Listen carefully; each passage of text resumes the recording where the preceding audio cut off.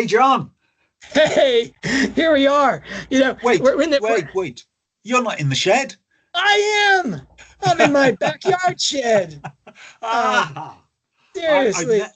This is your famous yurt. This is, okay. Now, yurt is a Soviet word. Okay. It means shack.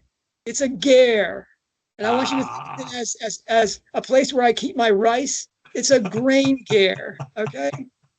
okay. Ger is spelled G-E-R. Now, yeah, Now, I actually have a homemade, physically constructed yurt. I had a lot of help from friends and paid artisans, but yeah, I built this place for my backyard, and it's obviously more of a winter thing. We have, yeah. I hope you saw the fireplace. When we came in, we have that big open space in the sky here, which is really this is the theologically correct human dwelling. Okay. And I'll explain that in terms of chiastic structure in a minute. But yeah, I couldn't resist. I mean, I have, a ger. I have this circular But building. but That's people may be wondering why we are here doing these Lake and Ger readings of J.K. Rowling's work. So I maybe hope you I should hope she explain. changes her metaphor. I hope she changes her metaphor for the lake and yurt reading. Yeah. Uh, So I'm gonna. In the title, I'm gonna put the lake and yurt reading. yes, I think you should. Yeah. So we are here celebrating J.K. Rowling's 60th birthday, known in Japan as the Kanreki. Huge deal over there because she's gone all the way through the Chinese astrological calendar of 12 animals and 5 elements, 60 combinations on her 60th birthday. She's basically at the point in the calendar where she came in, and it's time for her second life. To What a snake! celebrate, What a snake! What a oh, snake! wood snake. What a wood snake. Now, to celebrate, we are doing a lake and shed reading of each of her published works, which we have completed. Please go back and look at those videos if you haven't seen them yet. And we're now looking at reader requests. What else can we look at for the remaining days up to her birthday on the 31st of July? We have covered on a two-parter Golden Threads. Check those out. And today, another reader request was to look at chiastic structure, the acknowledged master of which is Dr. John Granger, who is I thought you were going to joining. say J.K. Rowling because Well, I say, I mean, she's the cartographer, and I can read a yeah, map. Okay, that's a big difference there, Nick. but Um, yeah, so she is a master of the ring structure of the chiasm. She writes tweets in chiastic structure. Her longer tweets are in chiastic structure. Probably her shopping lists are a nightmare to follow because you need to go back to the aisles that you started with because she's written it in a ring structure. but if Um, you only have one moment in the store, you're going to yeah, choose the central item on the list. yes. So if there is a Miss Shepherd out there listening, who was her English teacher in Wydene Lucy, Lucy. Comprehensive School, we know that Lucy Shepherd taught structure in writing to J.K. Rowling. Um, her most famous within the fandom, largely thanks to John, structural device is the chiastic structure, is the ring reading, the ring writing. We would love to chat to her about where J.K. Rowling has got this from. What was it taught to her by Lucy Shepherd? Oh, that would be a great interview. She's given a couple of interviews to podcasts, not on Harry Potter, and she seems a lovely, funny, engaging person. I'd love to chat to her on this. Rowling says that she was pretty much a role model to her of an intelligent woman. Um, yeah, the Holy Grail, and she might tell us that A list. That's what we're looking for. Anyway, the lake thing doesn't have to be a person inside, Hogsmeade Comprehensive School. It can be the books that she's read. And certainly the only reason, I mean, remember, nobody was outside of Brett Kendall and Joyce Adele, who were talking about the relationship between the books in the series and talking about it as Brett was a postgraduate student at Fordham University in Old Testament studies. And so he said everything I was reading was chiastic structure. And so, of course, I was reading Harry Potter intensively. I was seeing chiastic structure. And to our great good fortune, it was because it was there. But he was the only one talking about it. And unless you were really into, Merlin Matters and stuff like that, he had an incredibly involved bulletin board type website. You didn't hear about that. I was already acting as the Harry Potter scholar, so I knew him. He's a wonderful man.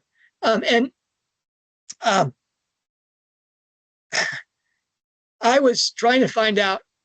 I stumbled across this in 2010. It was 3 years after the Harry Potter stories had come to their conclusion.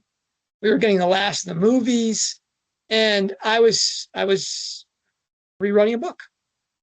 And what I really wanted to do was find out where Rowling got her literary alchemy. And for that, I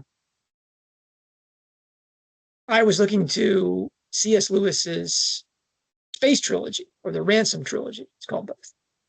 Because it's 3 books and it's clearly a black, white, and red piece.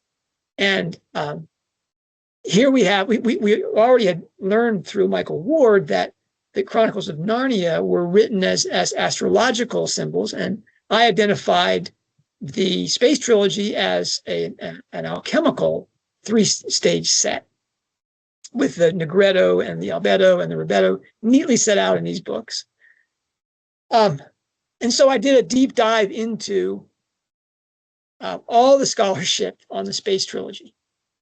And everything that Lewis has written has been examined thoroughly. We found out that it hadn't been done that thoroughly because Michael Ward turned that apple cart over in a revolutionary way with his Planet Narnia book. But and I was thinking, well, someone must have identified this alchemical stuff because he actually uses words like albedo inside Paralandra. I mean, it's just like this is like in your face type stuff. But no, it hadn't. But I did find one book by Sanford Schwartz, professor at Penn State University. It's a T.S. Eliot scholar, really. And he wrote a book called Planets in Peril. And in it, he described how these three books, Out of the Silent Planet, Paralandra, and I'm going to forget the last name. Always forget the last one. Anyway, that the 3 books are written as ring compositions. And he drew them as a straight line to show A, B, C, D, E, D, C, B, A, and showed how they were set up that way. Well, that just totally blew my mind. I'd never heard anybody talk about structure in C.S. Lewis along those lines. And he mentioned Mary Douglas and how that was your guide to this. Mary Douglas, author of Yurt in Danger, probably the most famous and globally recognized anthropologist of the 20th century. Maybe Clifford Geertz. I mean, there's others, but Mary Douglas, a giant. And she wrote one of her last books was Thinking in Circles, about the universal archetypal story form is the ring composition. Now, that was all brand new to me. I remembered that Brett Kendall had said that the series was a chiastic structure, and so I went back and I filled in the stuff. He hadn't finished that work, and I said, "Wow, it is. It matches up. You get that turtleback structure, which I'll explain in a second." And then I thought, one of the elements that Douglas identifies is there are rings inside of rings. Is it possible that each book is a ring? And I remember being in my basement in Allentown, Pennsylvania, next to the oil drum. It was a rental place, but it was a place the guy used as his workshop. And in it was the oil for the furnace was right behind me. It was a pretty bizarre space, and not quite as theologically correct as this one. And in it, I would read each book from the first part and then the last part to see if they matched. They always did. Sometimes they were marked, Al Post again, duh. And then the centerpiece would it was easily identified as something that way. And so you had to turn, and then all you had to do was draw the lines across the circles. Now, I'm going to explain that in a second, but imagine my astonishment to find out that Rowling had written, every one of these novels as a ring and the series as a ring. And because of Joyce Adele's work, it's actually even a more involved ring. It's actually a chiastic ring. This was absolutely mind blowing, and I was asked to do a special talk for the group that should not be named. They had a new venue at the Samsung Center in New York City, and they wanted me to do something spectacular with that venue because it had a giant screen behind it. And I said, "Oh, Jonathan was awesome." I said, "Have I got something for you? You're never going to read the books again after you see what I've done here." And Jonathan's very kind, but he was like, "John, you don't need to oversell your talks. We love your talks. We travel to all your things, And really, it was funny because the group that should not be named is like the largest Harry Potter fan group in the world, and they're the funniest and maybe the most intelligent. They all come in cosplay to your talks, and in this one, they all showed up with red bow ties, which is my signature for public talks. So you had people with Quidditch outfits on with a red bow tie, and Cornelius Fudge with a red bow tie. It was really cute. And I gave that talk about the ring thing, and Jonathan came up afterwards and said, "John, you're going to have to publish this. You're going to have to give us these charts." Mind blown. And I said to you, "You're overselling this. Don't oversell it." He says, "I think you undersold. We'll never look at these books the same way again." Now that was really rewarding because I felt kind of stupid. How did I read these books all these years and not notice these parallels? People like Irvin who discovered the chapter 13 golden thread that went through all the books. Why didn't I say, well, what's the structure of the books? How does this work? Well, I had no idea about ring composition. I knew chiastic structure because I was a classicist, and every line in Virgil and Homer has a chiasm. It has a point where it flips, and you can't scan a line, and that's largely your job as a classicist, is to scan the lines unless you're able to identify that break. But I didn't know about ring writing as such. Hence my debt to Sanford Schwartz, his scholarship about C.S. Lewis, his pointing the way to Mary Douglas. And this caused really kind of a revolution in Potter studies, because this was an entirely new tool that we didn't know was in the shed. And we had to understand its relationship to the other tools. And that's really been the last 15 years, is working this out and how serious she is about it. It's definitely a sign of Potter punditry if people will talk about this. You have to get to a certain level of intensity with your studies to get to this point, especially if you're doing it, if you're reading it without an actual codex, Nick, because a codex is a ring structure. You've got facing pages, Anyway, that let's go to it. Let me give you the actual what a ring. You wanted the firehose version of what a ring composition is. I'm going to go through my books, tell you what's inside each one of my books to get to the book I wrote on this. And Nick's got this also. Look at that. Okay, there's my first book. It's actually the last edition of the first book. That's largely about the meaning behind the mania for the best-selling books, right? Then that's published by Tyndale. Now out of print. I own all copies of that, and I'm going to rewrite that, under my own thing. Harry Potter's bookshelf was from Penguin. That was my survey of. This is how to read at 4 levels. This was my book about how to read the way Rowling actually embeds symbols and how she interprets them inside the books. That's a book about reading as much as it is about English literature. Then there's the books that I wrote just for Harry Potter family. I self-published these. This was an anthology that I edited. Joyce Adele is inside here. And it's Who Killed Albus Dumbledore? I mean, probably the rudest reviews I've received. To this day, I get people will put in saying, I didn't know Dumbledore died. You know, how dare you put this? Anyway, this are our predictions for what was going to happen in Deathly Hallows. Then Deathly Hallows lectures, in which I really brought together all the things that we'd written at Hogwarts Professor, I'd written about it, and talks I'd given at fan conventions at universities about the Deathly Hallows talk. That was, well, it's still the of my self-published books. It's the giant in a way, because it still sells. It's still relevant. You know, it's odd. It's still cutting edge in some ways. You get all the Coleridge stuff, the eyeball symbolisms, that kind of thing. It doesn't have any of the ring structure stuff. And then there's the book that I wrote just before Deathly Hallows came out, called Unlocking Harry Potter: 5 Keys for the Serious Reader.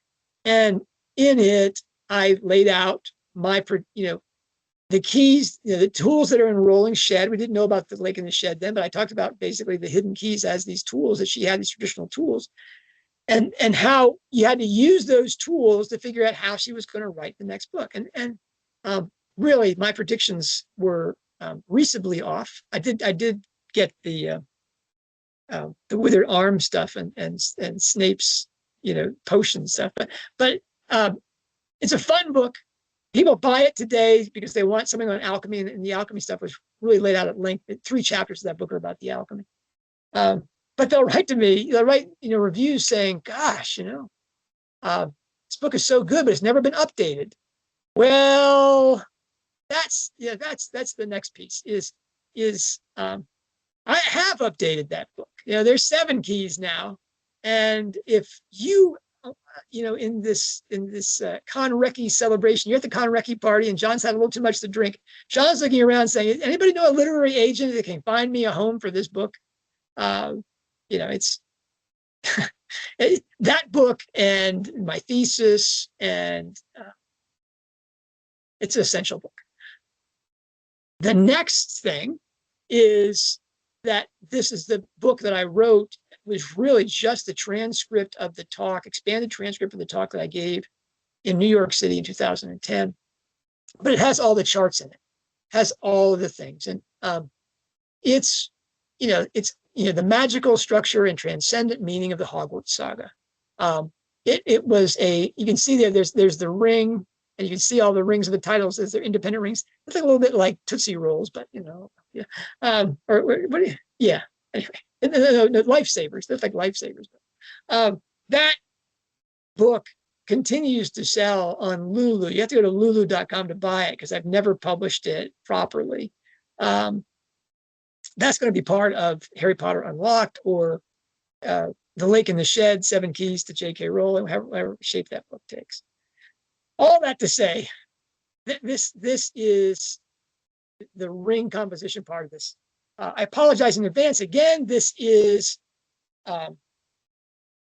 not in any ways a full treatment of this. I'm just going to tell you what it is. I'll give you one, for instance, very briefly.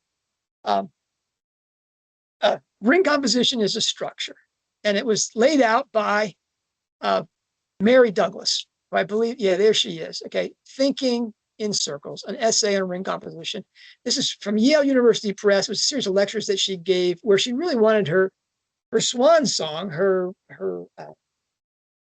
crowning project, to be archetypal story. What is the universal way human beings tell stories? And it's ring writing. Now, she has 7 points, and if you take my featured class, I'll explain to you the difference between the 4 points that I highlighted and 7 points that Mary Douglas comes up with. The 4 points are definitely of the 7. The 3, though, I just combine them. So the 4 points of what a ring composition are.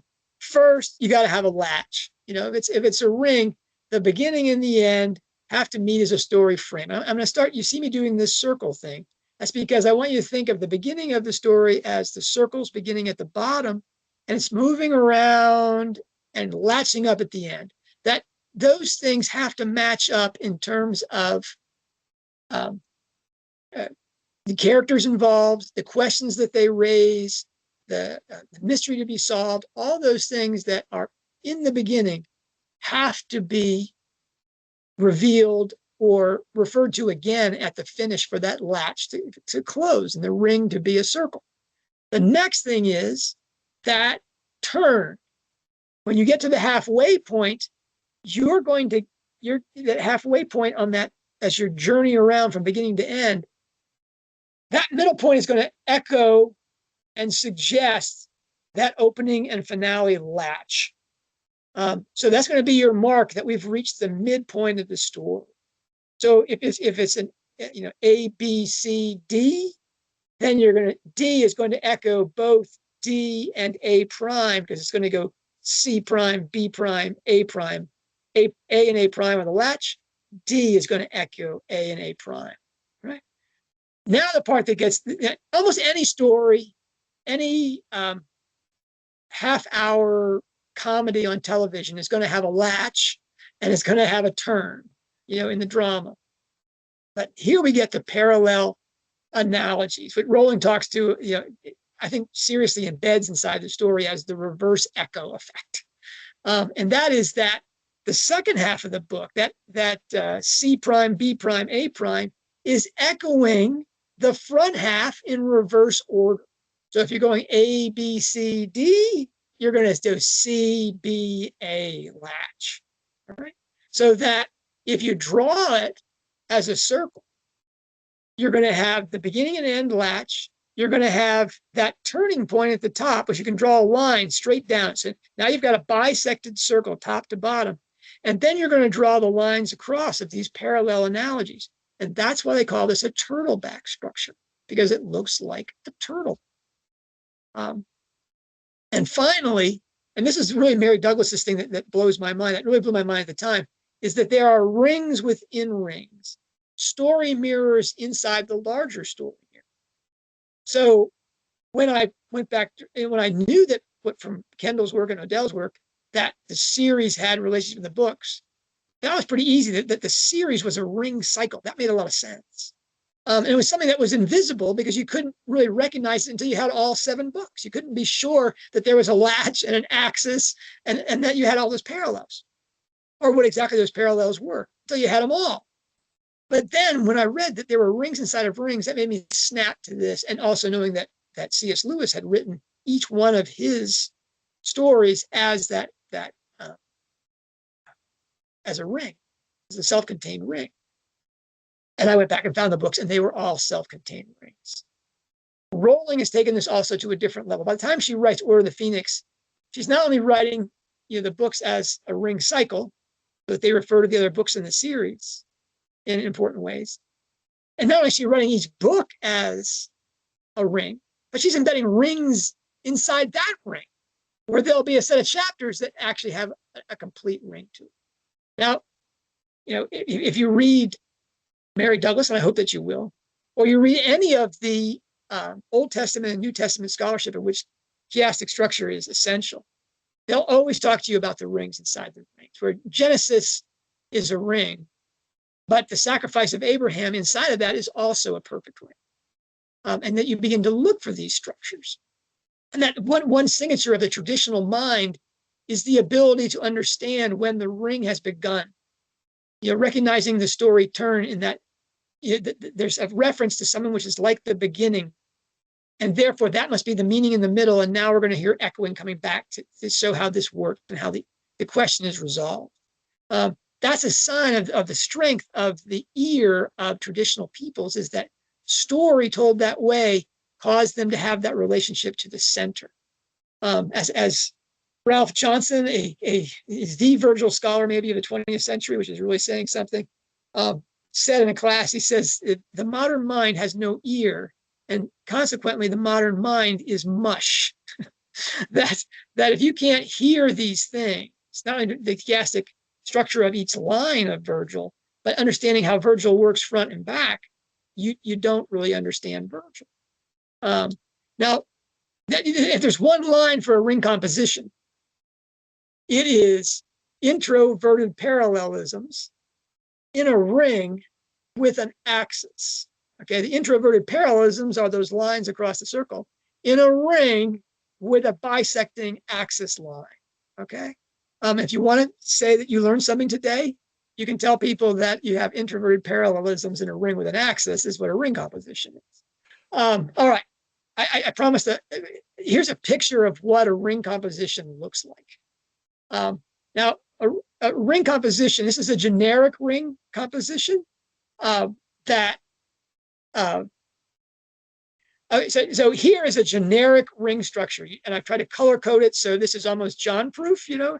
I'm wearing marine colors here. That was always the thing when you gave talks. Your staff NCOIC would say, "You better make this marine proof. You better make this so that they can't possibly misunderstand this." And as they were talking to me, they were like, "Make it so that you can understand it." So I usually just say John proof. Now this John proof illustration is, you can see the latch, the beginning and the end, the same color there. There's your A. And then you go up and you see the center there. The story turn is a reflection of that. And that line draws through the center of it. And now we'll draw in the B and the C and the D's. You know, right? So you can see how those lines come across to give us that turtleback structure. And that's going to be echoes in dialogue, echoes in characters, echoes in plot points, answers to questions. Those are going to be the things we're looking for. And they can also be reverse, you know, so that it can be the opposite of what happened on the opposite side. So you're going to see the thing turned upside down sometimes. All right, so let's get through the first example of this, Nick. Let's go to Harry Potter and the Philosopher's Stone. Now, if you look at this, what's astonishing is it's near perfection in that, you know, well, I should actually just, I'm just going to read this if I can find it. Okay. I'm gonna go to the next slide, Nick, which I think is just 5. I'm not going to do every one of these chapter correspondences. Okay, in the first chapters, I'm going to go with the Hagrid chapters as the first correspondence, and that's, you know, Hagrid appears as the keeper of the keys and Diagon Alley, chapters 4 and 5, and then we get the corresponding chapters across the center, which are chapters 15 and 14, the Forbidden Forest and Norbert, the Norwegian Ridgeback, and Nicholas Flamel. You know, in these chapters, which are the Hagrid correspondent lines, Harry meets Hagrid in the house on the rock, and he learns his wizard identity before he travels in the Diagon Alley world, hidden behind the leaky cauldron. In the second half, Harry travels with Hagrid into the dark world of the Forbidden Forest. He protects his protector by shipping off Norbert, and he learns the identity of the mysterious stone's owner. I mean, we have the parallel with, you know, Hagrid, you know, going into the Gringotts. You know, the parallel in Deathly Hallows is he goes back in there again. You know, that's the whole cycle. But here we have, inside this book, they have the Hagrid chapters. Then we have chapters 3 and chapter 16.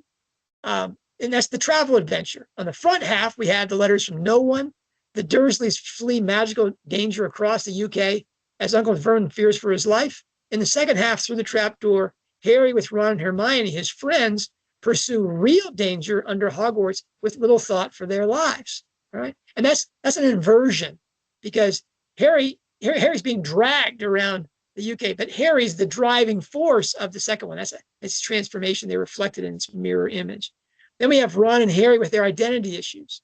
In chapter 6, the journey from platform 9 3/4, Ron and Harry meet and share their complementary and opposite fears on the Hogwarts Express.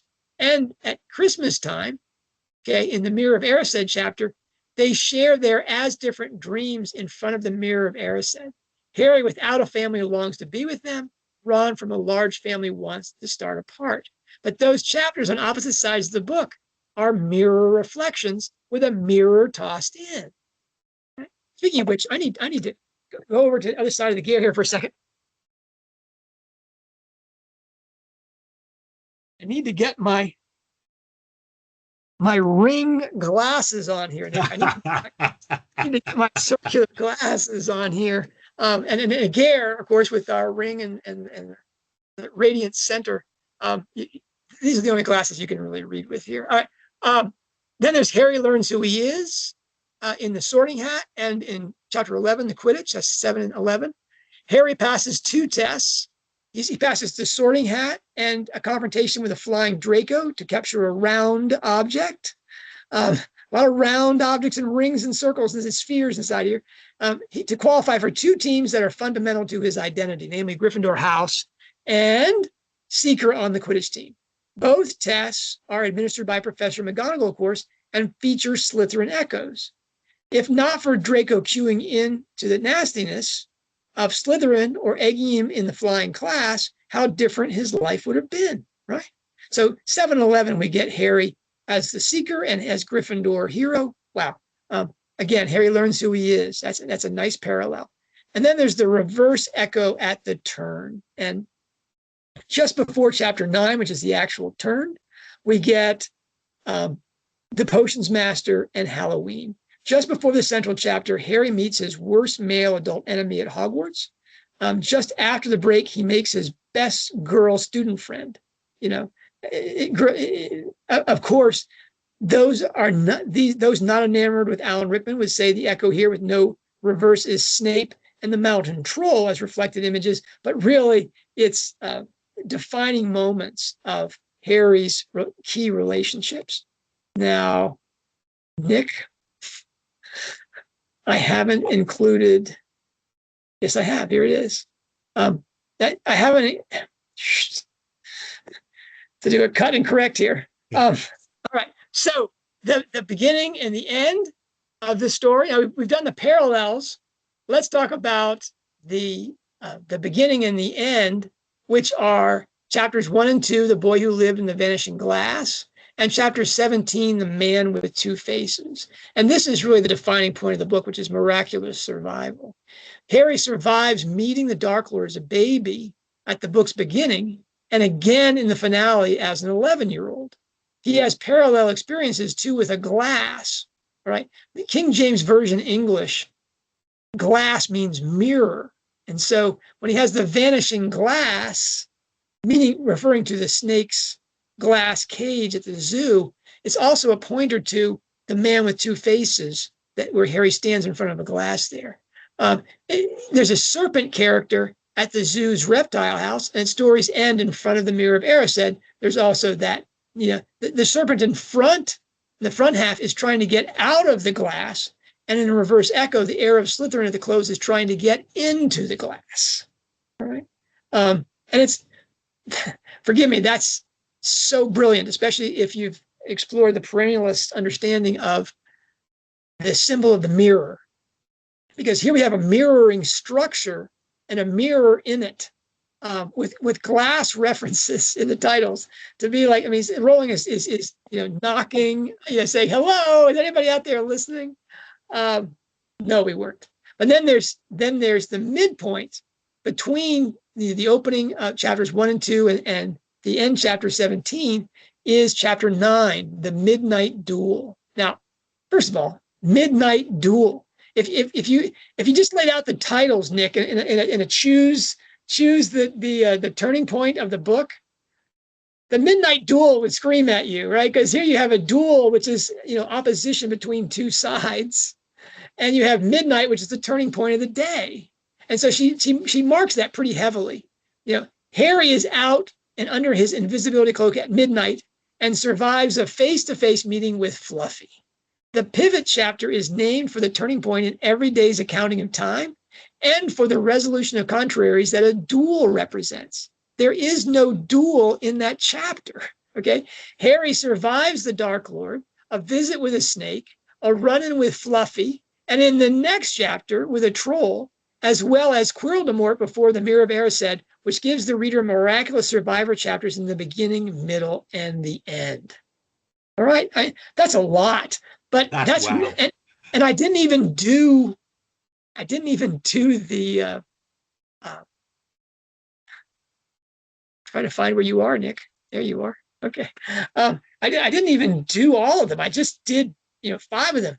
Buy the book and you can get the whole chart. Okay, we're way over time. I've only done this one example. So I'm just going to roll through the rest of the stuff here so you could, for future attractions, if you want to take classes that I'll be hosting on all these subjects. First is the language and the wardrobe. If you look at the language and wardrobe structure, what do you see? You see a 17-chapter book with a turn in chapter 9. I mean, this is hat tipping in a phenomenal way. That Rowling is basically saying, my first book, a 7-book series, is for children, is going to tip the hat to the master and having almost the exact same structure. That's a whole nother talk. Then there's the rings within ring. Yeah, we can do the whole series thing, how that works. You can see how all these things work. First is just the standard ring with the turtleback structure. And then there's the ring. All these special effects, Nick. This is for when I give the talk. And then there's the actual chiastic structure of this, which incorporates Joyce Adele's insights about the relationships of books 1 and 5 and 3 and 7. That's the next slide.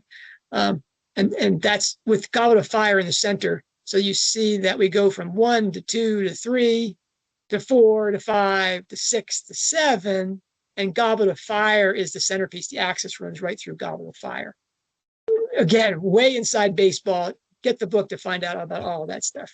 But are there rings inside of rings? Yes. And I was asked by Ibid, the editor of the Phoenix and the Flame book put out by the Rowling Library, to offer my ideas of the structure of Order of the Phoenix in terms of those block charts. And sure enough, the most important single set of chapters inside Order of the Phoenix in terms of its symbolic meaning is the adventure inside the Department of Mysteries in Phoenix, where they go from the circular room, the circular hallway, around through the Hall of Prophecy and come back again, and it's an exact ring. You'll have to pick up the next book here, which is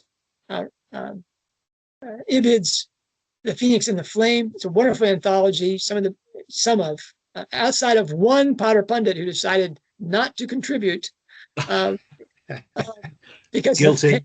Because he had the correct priorities in his life. But the only thing missing in that book is the lake discussion of what Rowling was about at the time. But that every other Potter pundit of note, I shouldn't say that, but an incredible collection of Potter pundits checking in on the structure of that book. And that was an example of the rings inside of rings. And we see the rings inside of rings again. We've talked about this.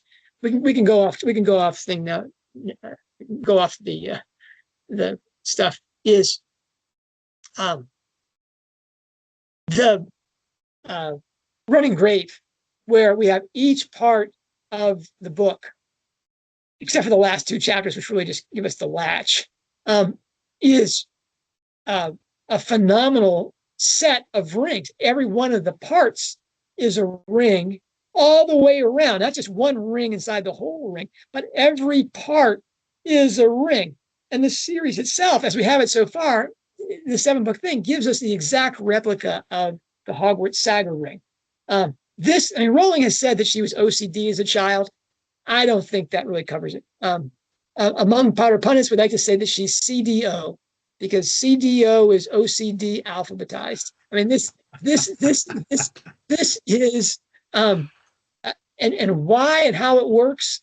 I'm way over time already, but it's the same as this structure here. You have a radiant point that brings you down into the contraries of our life, which is a reflection of God's transcendence and his immanence, his simultaneous being completely other and being closer than your own breath. That's the crossways here of the walls, but it all comes from that radiant point that is God and his unity. The entire world is this representation. That's why the circle is defined by its all those points on the circle are equidistant from the invisible point, but you see that point in its representation in the circle. So in the world, you can see God everywhere if you understand to look for his polarity without duality, to include male and female. You don't ever want to elide male and female other than sexual congress, which gives you life as the resolution of those contraries. That's why her structure works so well with literary alchemy and with her depicted psychology, is because all of those things are about the transformation of soul in spirit, which is the essential human dichotomy, is our individual soul and its relationship with its transcendent aspect within us, our heart. The structure, besides giving you the meaning in the middle, the structure itself is the meaningful representation of what she's trying to present to her readers about story. So it's a great discovery. It's a great tool. I look forward to sharing it with you. Those of you who want to study with me and Nick, we talk about this at length in a class we give. Sorry to have gone over, but really to ask me to give a fire hose, presentation of this in less than a couple hours is rude. Rude. It was a brave attempt, John. It was a very brave attempt. Thank you very much. Guys, we will. What's next? What's next, Nick? That's the question. Have we got any further reader requests, or is there something that you'd like to do, John?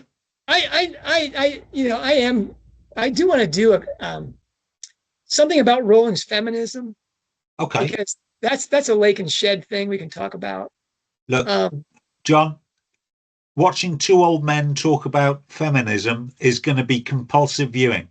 Well, okay, that's, if you're not going to give us suggestions, we're going to do the ugly. We're going to do the ugly. But you can all come into my yurt. I stay in here for the rest of our talks next time. This believe me, it's a lot more comfortable than my my garage. I can imagine so. All right, John, I'll see you tomorrow. Take care. Good.